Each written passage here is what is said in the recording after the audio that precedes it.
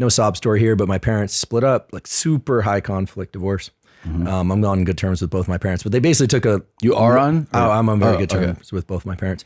But they read basically the rule book of what not to do in a divorce and basically just like systematically broke every one of those. Yeah. So I went a little bit feral, or a lot feral, from about 14 until 19.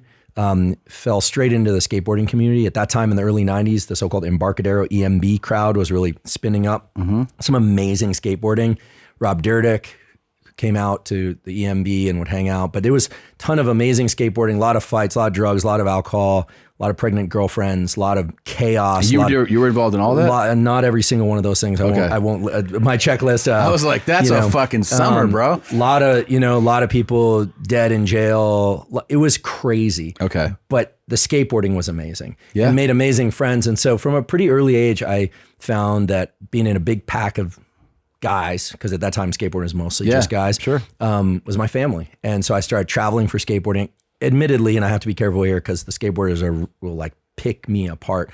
I wasn't very good. I was okay. Got a little sponsor. I think they put me on for sympathy, but I was really part of that community. Which translates to, I'm way better than your average skateboarder, but I'm not as good as the very best. Yeah, I kept getting broken. I kept, as a skateboard kid say, getting broke off. I broke my left foot 5 times. Damn. I just didn't, my body hadn't fully developed. I'd hit puberty, but it somehow, like, I had a long arc of puberty. I think I'm still going through it. Yeah. And that's good. That's good. And I see your hair's coming in. Yeah, little by little. Yeah. I grew up quick as a consequence of those years. I learned, hey, look, a lot of kids just don't go to school. They just don't go. So I stopped going to school, doing a lot of skateboarding. And the whole thing of being truant got me in some trouble.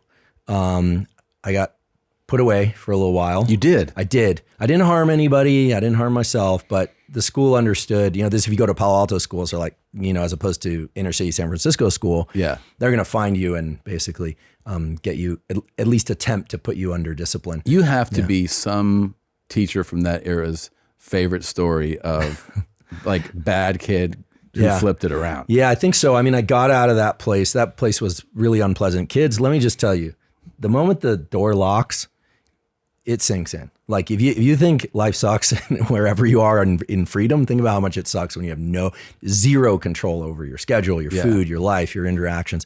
But I learned a lot in there, and I learned that maybe I wasn't responsible for everything. I was still a minor, that was happening to me. But I got out, and unfortunately, instead of shaping up, what I did is I was just a lot more cryptic about my activities. Sure, which is normal. Yep. Natural for a kid. Got a girlfriend. She became my main focus. I wasn't skateboarding quite as much after that because I got hurt. Got really into Thai boxing, lifting weights, and running. I got really into fitness starting early. Yeah. We had a football coach at our school, Bob Peters, and he was the one who wrote the script that eventually became the John Hughes Mr. Mom. And it was called Wait Till Your Mother Gets Home. And he was this great, big, strong guy. And like all the girls liked him. And I was like, okay, well, that. And this new girlfriend, and I saw a picture of her ex-boyfriend, and he's like this big, strong guy. Oh, that'll do it. And I was like this, this like ferret, like skinny ferret of a skateboard kid. And so I started lifting weights and doing all that. And Bob Peters taught me how to take good care of my body, but also really focused on me also doing running and things of that sort. Anyway, in those years, I'd love to say that I got right back into school, but I really didn't. I didn't perform well in school. I was getting into fights a lot. I was troubled. I was, I've never been a drug alcohol guy, but I dabbled in some substance abuse back then. And got, my girlfriend pregnant. Like there was a bunch of things that I look back on and I was like, I was really wayward. Yeah. So I followed her. She went off to college. And I felt pretty alone. So I traveled down to where she went to school, UC Santa Barbara, and I lived in the parking lot outside her dorm. You lived in the parking lot? Yeah, so like a stalker? So I could keep an eye on her. No, I'm kidding. Okay. No, because we wanted to be together. You fucking lunatic. We'd party on the weekends. And then if anyone went near her, I'd beat him up. Who's that guy? Who's that guy that went inside? Yeah, I was kind of, I was really afraid to lose her, pretty soon. Wait, did you really beat up guys that came close to her? I might have. And you know what? This is, and I don't recommend this. But you know what? It quote unquote worked in the sense that it works. She was just like, you're my protector. You're the person that's really there for me. So we got a pet ferret. We had, the whole picture. And at this time, this is like college. I should have been. She was a year older than me, so I should have been in high school. But you've now been lifting and throwing bombs for like a few years, right? It's really bad. Guys, don't do what I did. Just don't do it. Well, unless you really want to impress a girl. No.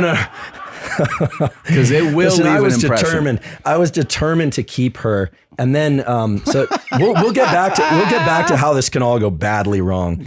So what happened was I had to figure out a way to get into college. Yeah. Because she was there. And I didn't think I'd go to college, but I thought, okay, what am I good at? Basically nothing. But I can lift weights and I can run. I like hanging out with friends and working in big teams of, guys. I'd done a little bit of that, skateboard shops and factories. And I thought, I'll become a firefighter. Right, everyone loves firefighters. I wanted a dog, so I started taking fire science classes at Mission College in the South Bay. Loved the work. Just felt like it was just the greatest. It's like cook with your friends and like fight fires. Everyone loves firefighters. Not everyone loves cops. And you know who else loves firefighters? Chicks. I feel like all of your decisions are chick fucking driven. Or in neuroscience, we say they were hypothalamic driven, which is the area of the brain. Here's your first takeaway. The area of the brain sits roughly over the roof of your mouth that's associated with all your primitive drives. The drive for sex and reproduction, and temperature control, aversion of vomit, the approach to something that smells delicious. This is all housed in one little tiny brain area about the size of a gumball, called the hypothalamus. Okay. Amazing structure. Stimulate one small set of neurons in this structure. You or anyone else will go into a rage. Stimulate the nearby neurons. I mean, less than millimeters away, and you will try and mate with the nearest person of your particular proclivity. Let's get that going. Where is it? Yeah. So there are, I guess Elon's spinning up Neuralink, they got to figure out where to put the stimulating chip, but hypothalamus probably not high on the list because it's pretty sensitive and can get unwieldy. In any event, I decided I was going to become a firefighter. Okay. But then someone out at Mission College said, listen, you stand a much better chance of going up the ranks in the fire department if you have a bachelor's degree. And so I took the SAT. I have no idea how it happened, but I somehow managed to break 1,000, not by much. I thought you were about to say 1,600. No. I was like, you son of a bitch. My girlfriend was like in the high 1,500s. I went to a school where literally they'd publish as a double page spread of who was going to what school. Yeah, Harvard early admission, blah, blah. Now listen, there's a dark side and a light side to everything I'm telling you, because Gunn High School, Gunn, is the school that I went to, which is now infamous because the academic demands on kids became so severe that in the late 90s and 2000s, it was the high school with the most suicides in the entire nation. Really? There's a train tracks that run through Palo Alto between the middle school and the high school, and kids were killing themselves on the train tracks. Fuck. It's like a rash of suicides. Yeah, you can look this up. Very tragic. Hopefully they've solved that problem. But kids at Gunn High School are forbidden from meeting earlier than 7 a.m. at the nearby Starbucks to start studying for the SAT. People move from China. We're moving from China to buy homes near there just so their kids could go to that school, public school, right? So this academic rigor thing can go a little too far. That's obviously not what happened to me at that stage. Yeah. But I took the SAT, I applied to UC Santa Barbara, and somehow I got in. I wrote an honest essay. It just said, listen, I was not a good student. I had some challenges early on, but I take responsibility for them. My girlfriend goes to UCSB. I want to be a firefighter. I want a Dalmatian. I live in the parking lot. I live in the parking lot. And it obviously touched a chord, and so the lesson there is, kids, tell the truth on your entrance exams. Dude, I made up a fucking story about Did it a work? kid. And I was like, there's a kid, Eric, who inspired me. He was going to die. I made it up. Wait, he was about to die? Yeah, I was like, they were... That is messed up. Yeah, it's fucked up. That's like the Basketball Diaries. Yeah. I think I was like the basketball fiction. I was a terrible high school student. Okay.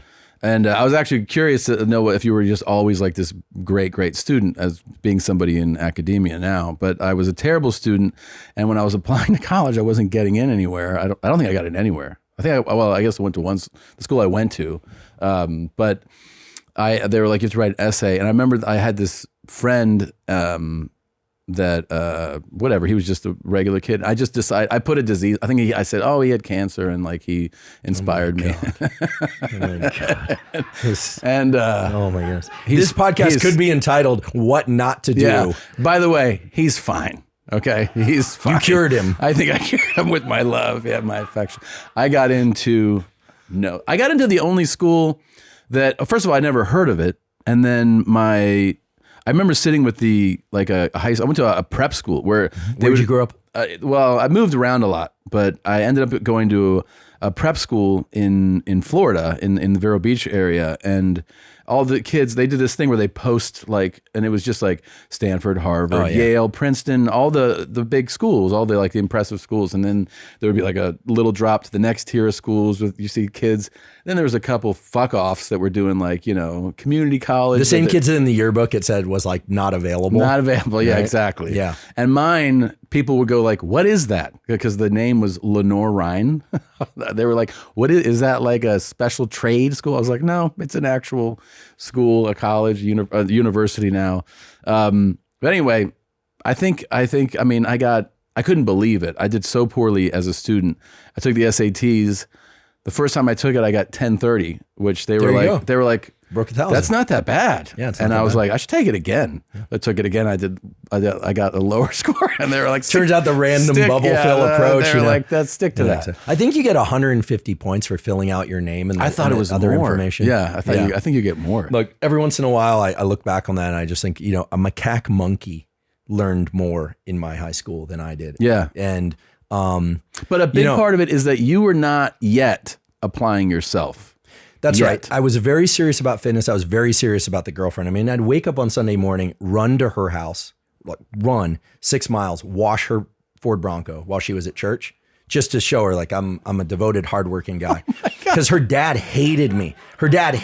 He recorded our phone conversations.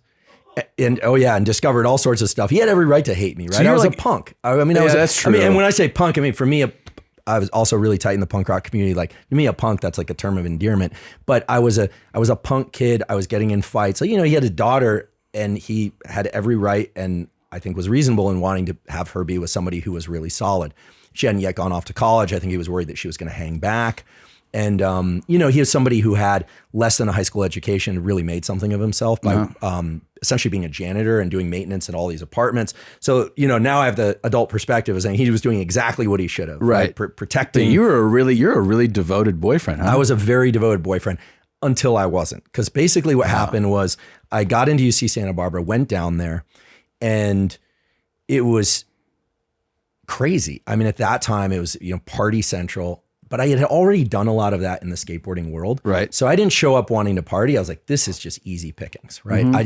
And so I was getting into a lot of fights. She and I were getting into a lot of, arguments, and then no one wanted to go near us because, we were a little Sid and Nancy like, right? There were no drugs. I feel very lucky that I went to college in the early 90s when if there were hard drugs, I never saw them. It's really interesting you describing what you were like and the absence of drugs, because it sounds like all the stories you would hear of somebody going and then I shot up. No. For me, it was Thai boxing, and I loved her, and I was really passionate. Do you still practice Thai? Do you still box? No, I didn't. I fought a couple fights. I boxed actually when I was assistant professor in San Diego. I started sparring on Wednesday nights and started boxing, but I started getting a little stutter from getting hit. And so I boxed for a little, going to get lessons, and first I did class. It's a great sport. And it's the most amazing thing. And then I sparred, and I was like, I think I should probably not spar because I feel like I need this brain to do the bullshit that I do requires my brain to not be rocked. No, and listen, you could call it bullshit, but it's important. And I think the real estate in here can't be replaced easily. My lab works on neural regeneration, and looking you back, especially should know. I learned a lot. I think I've always had that drive, and so looking back, I probably should have done jujitsu or something that Joe and Jocko tell me, or Lex tells me, you can go really hard in jujitsu without having to worry about your brain, about getting concussed. So, those years were pretty wild. But so at the end of my first year, the girlfriend and I had broken up. No one wanted to go near us, right? I had basically failed out of my classes. I was really dismayed. And what happened that summer was July 4th, 1994, a bunch of friends threw a barbecue. Some guys were stealing some stuff from the house. A big fight broke out. Police showed up. It was like knives, bottles, the whole thing. And I stayed up. I stayed on my feet. It was good. I didn't get arrested that day. Actually, one of the cops congratulated me. And I remember feeling just kind of the pit in my stomach. Yeah. So I went back to where I was staying alone. I was squatting in a house in Isla Vista. that summer with my ferret. You know, I got the ferret That's in right. the divorce. In the breakup? Yeah, in the divorce. And I remember thinking, like, I basically am, like, I'm officially a loser. I'm not very good at skateboarding. Haven't done that in years. You know, okay, I've got some drive to do fitness. I work at the Bagel Cafe. It's a job, but it's minimum wage job. Girlfriend's gone, getting in fights. Someone's going to get killed or go to jail, either me or them. And it was really that day that I decided that's it. Bert and Tom, Tom and Bert. One goes topless while the other wears a shirt. Tom tells stories and Bert's the machine. There's not a chance in hell that they'll keep it clean. Here's what we call two bears, one cave.